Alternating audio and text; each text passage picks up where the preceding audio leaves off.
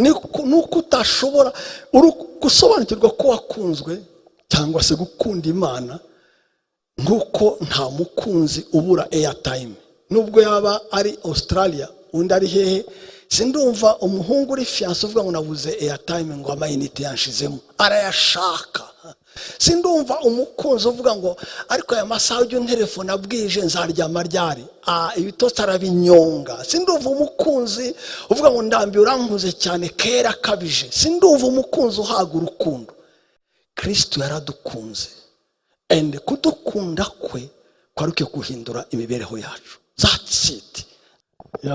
Turashima Imana kubiye nk'ibi bidasanzwe, yakwibuka kugira neza kw'Imana yacu. Reka tusome ibyanditswe byera, Abakorinto ba kabiri igice cya 5 umurongo wa 14 na 15.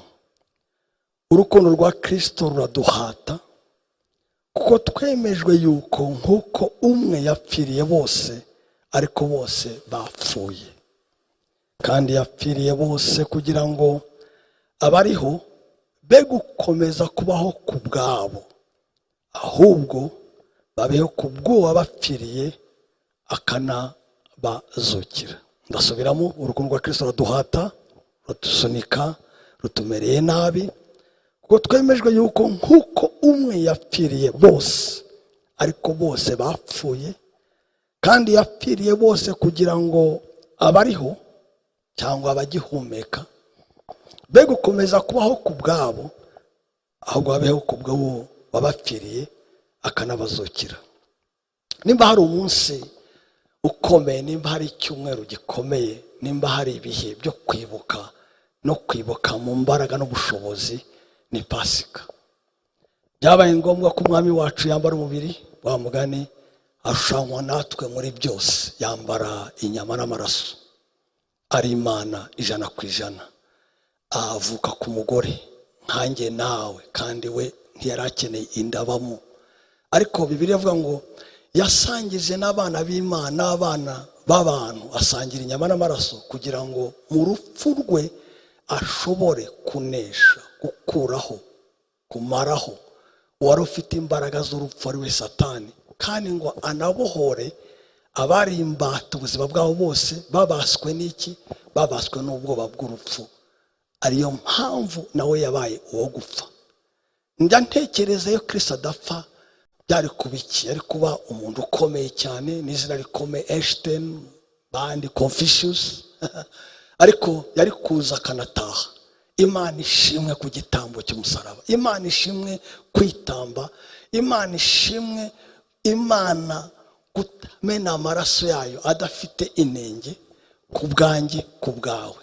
Bibiliya ikavuga rero, Paul akavuga neza ngo urukundo rwa Kristo ruraduhata. Ijambo guhata mu cyongereza to compels, cyangwa se l'amour de Christ nous presse. Ni nko kuvuga, ni nko gufata umwana ukamupfumbata cyane akabura umwuka.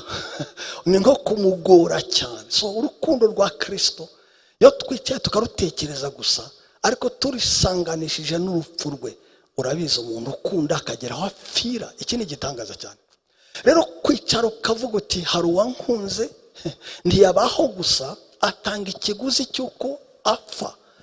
Noneho umaze kumenya ko nakunzwe kugeza kubwo gupfa, wa muganije teme jusqu'à la mort, ya mvugo nyine y'abantu gutyo, cyangwa se ndapfuye neza neza n'urukundo, urukundo ruranyishe, wa mugani. Ariko twebwe urwo tuvuga uyu munsi ni umugabo wagize atya ari umwere, ahinduka icyaha. Ntiyahinduka umunyabyaha, ahinduka icyaha, concept, ahinduka icyo cyaha gisobanuye. Mene magambo, kugira ngo buri cyaha cyose, gikuru n'igitoye, gisa neza, ikigitekerezo n'igikorwa, gisange muri we, kibe reality muri we. Ahinduka icyaha, he becomes sin, not a sinner. Ahinduka icyaha, il n'a pas été péché, il est devenu le péché, aba concept y'icyaha.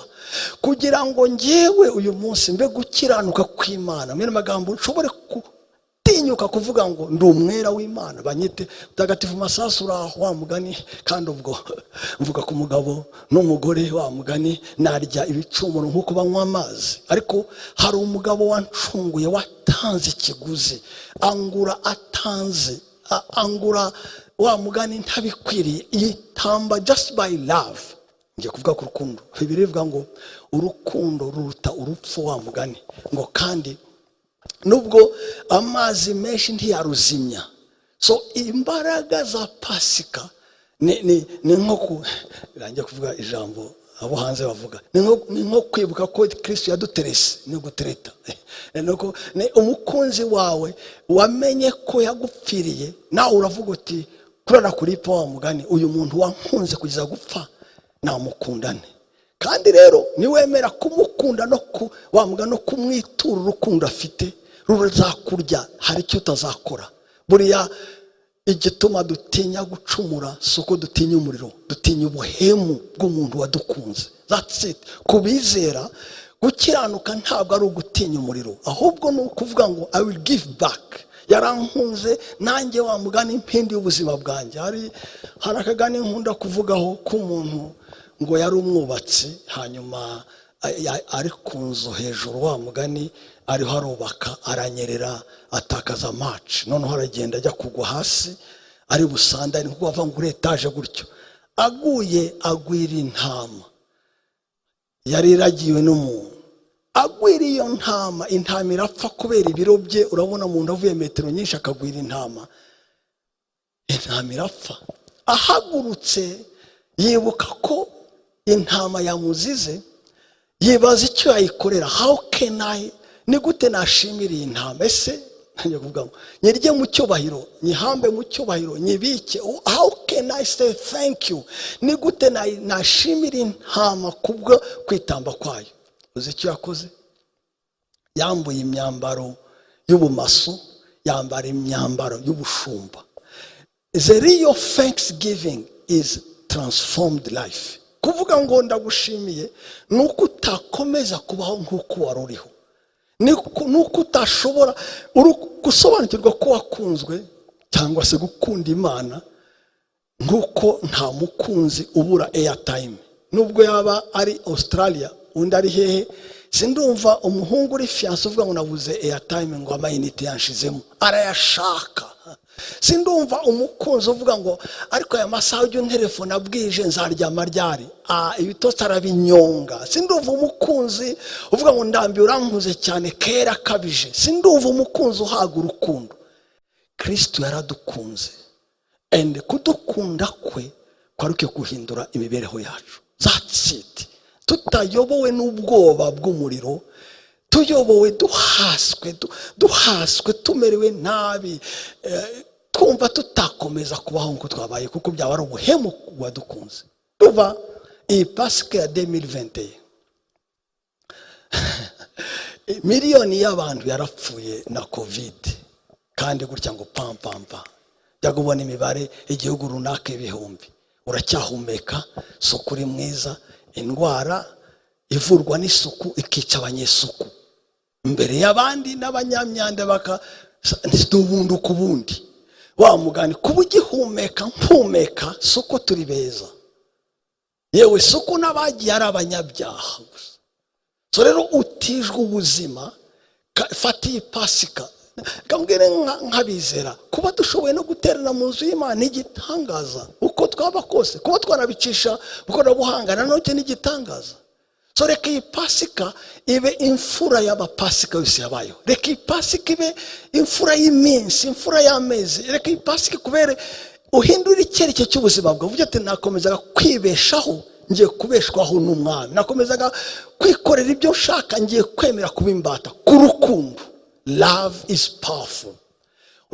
Ndakubwira nizo mbaraga, niyo mpamvu Yesu yaduterese ni rukundo, kandi ari kuza no mu mbaraga n'ubutware. Yahise mu rukundo. Bibiliya avuga rero Paul avuga ngo urukundo rwa Kristo rutumereye nabi, warya ngo ni malaria, ruraduhata, ruradupfiga, ruradupfinagiza. Kuko nimba umwe yarapfuye, mu gupfa kwe arasa n'inkoko yapfiriye gutya ku duturage, natwe muri we turasa n'abapfuye ku bwacu. Tukwiye gukomeza kubaho ku bwacu, tubeho ku bwo wadupfiriye akana tuzukira. Rero wafata icyemezo iyi Pasika igatandukana izindi warusobanukiwe biki, wari warasobanukiwe urukundo rwa Kristo gake, cyangwa se warakumvishe gutyo. izindi pasika wakoze umurimo, ariko iyi pasika take a decision, fata icyemezo cyo guhindura icyerekezo cy'ubuzima bwawe, ureke kubaho ku bwawe, wa mugani upfe muri Kristo, kubaho bibe wa mugani Kristo. Reka dusenge, nicyo cyifuzo cyane, uwo gukomeza kubaho ku bwawe, ubeho ku bwo wagupfiriye akana kuzukira. Murakoze, reka dusenge. Mana y'agakiza kacu, turasengera umukunzi wacu, muvandimwe, uwo wameneye amaraso yawe ku musaraba. Uyamena atari uko wari umwicanyi cyangwa wari igisambo cyangwa wari umunyabyaha. Uyamena urabambwa kugira ngo njyewe uyu munsi n'umuvandimwe ubuzima bwe bugira agaciro, bucungurwe, bugurwe. Warakoze kubikora. Isengesho ryanjye Mwami nuko abantu bose abo wapfiriye bumva ubu butumwa, urukundo rwawe bakunze rubahate, rubabuza amahoro, rubanige, wa mugani babeho ku bwawe, bishimire kubaho ku bwawe, nubwo batashobora kugupfira ariko babeho ku bwawe, kuko nta kuri twakwishyura usibye kuba ibitambo bizima byera bishimwa nawe. Ngaho habwa icyubahiro Mwami, wowe wapfuye ariko nanone inkuru nziza uranazuka, aho natwe tube abazutse mu buzima bushya nawe Kristo. Turagushimiye, icyubahiro cyose kibi cyawe mu izina rya Yesu Kristo Mwami wacu. Amen, kandi amen, kandi amen, kandi amen.